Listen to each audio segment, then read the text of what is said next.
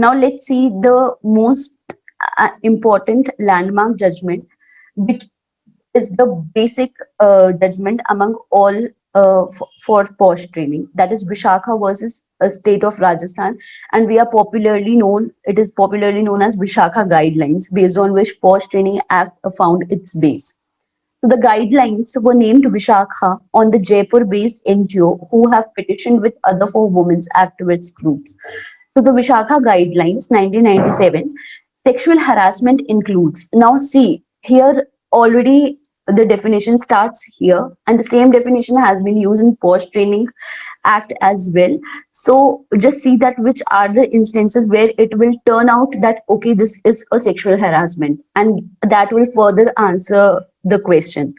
So the sexual harassment includes such unwelcome sexually determined behavior as physical contact and advances, a demand or request for sexual favors, sexually colored remarks. As I mean, let's get everything as an example. Behavior or physical contact, for example, touching, holding hands, or keeping hands on shoulders. These can be unwanted when you have not asked for. And see, for every level of bond at workplace, there has to be a limit. Everyone is not friends with everyone, and there is always a bar of seniority and juniors.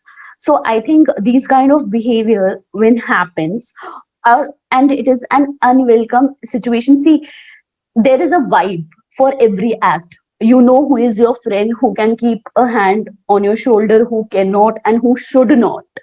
So I think every person has this conscious mind that okay, where it has to stop. So everyone has that developed self consciousness that okay, this is not something which should be happening. Or physical advances, that asking for some favor, maybe holding hands or anything, a demand or request for sexual favors. This is very much clear. Sexually colored remarks, like you are looking this way. Now your friends calling you that you are looking this beautiful, very stunning and all, and somebody from your workplace calling you at work hours is very different. So you know that in which environment and which setting one should comment or even compliment in a certain way. I mean, sometimes compliments, there are certain compliments also which make you uncomfortable if you are not up for it or ready for it. So even there is a very thin line between good behavior and when it turns unhealthy. Showing pornography, any other welcome physical, verbal, or non-verbal conduct of sexual nature. Now, for example, there is a business meeting with a client. For example, you are not in office, you are not dealing with any office person, but you are dealing with some client and you have to go for a business meeting.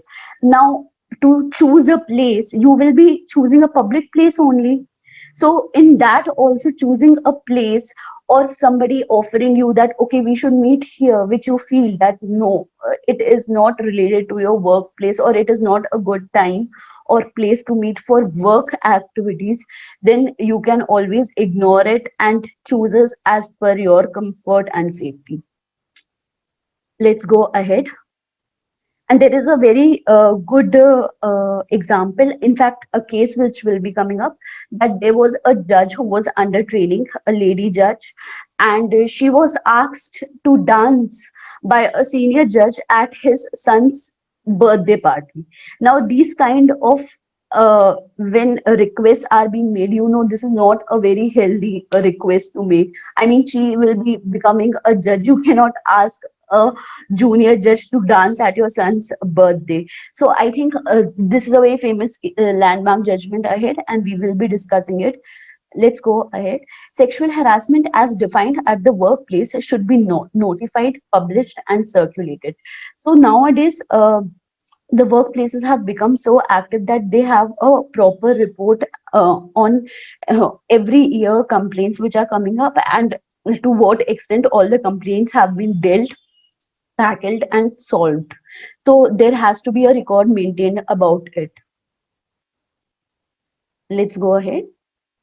Where such conduct amounts to a specific offense under the law, the employer should initiate appropriate action by complaining with the appropriate authority. So whenever these kind of acts happen, first you go to the internal committee, and when internal committee has done all the investigation internally and submitted a report, then only you can take that report to the court if you want further legal action to be taken place. So victims of sexual harassment should have the option to seek transfer of the perpetrator or their own transfer. An appropriate mechanism should be created for redressal of the complaint.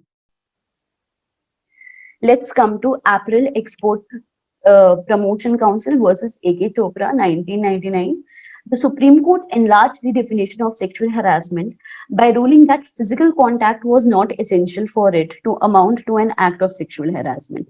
The Supreme Court explained that sexual harassment is a form of sex discrimination projected through unwelcome sexual advances. For example, sometimes in corporate, some scenario came where it have asked that okay, you will get promotion on certain and certain unwilling or unhealthy demands.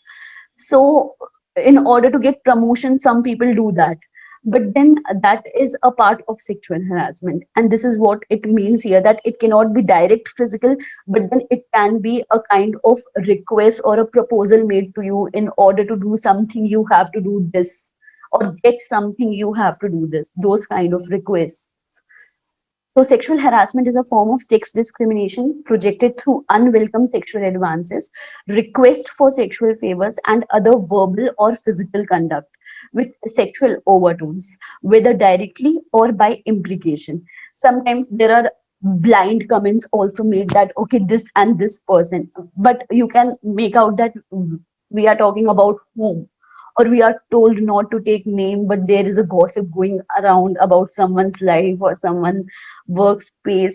Since we are working in an office, at a point of time we start knowing everyone that who is what kind of person, so we can really judge that what is right and what is wrong. I mean, I think if I am working in an office over an year, so by looking at my colleague face, I can see that he or she is having a bad day or a good day, because you know, I mean, your office people and your workspace people know you in that way, that okay, this is a good day for you or it is a hard day for you. Let's go ahead. So the court explained the sexual harassment is a form of sex discrimination projected through unwelcome sexual advances, requests for sexual favors, and other verbal or physical conduct with sexual overtones, whether directly or by implication, particularly when submission to or rejection of such conduct by the female employee was capable of being used for affecting the employment of the female. This is what I was talking about, the promotion thing, or maybe you are maybe one is sometimes asked to, in order to get something or in order to get a bonus, you have to do overtime work or a certain handle a certain project which you really don't want to handle in first place, of the female employee, and unreasonably interfering with her work performance, and had the effect of creating an intimidating or hostile work environment for her.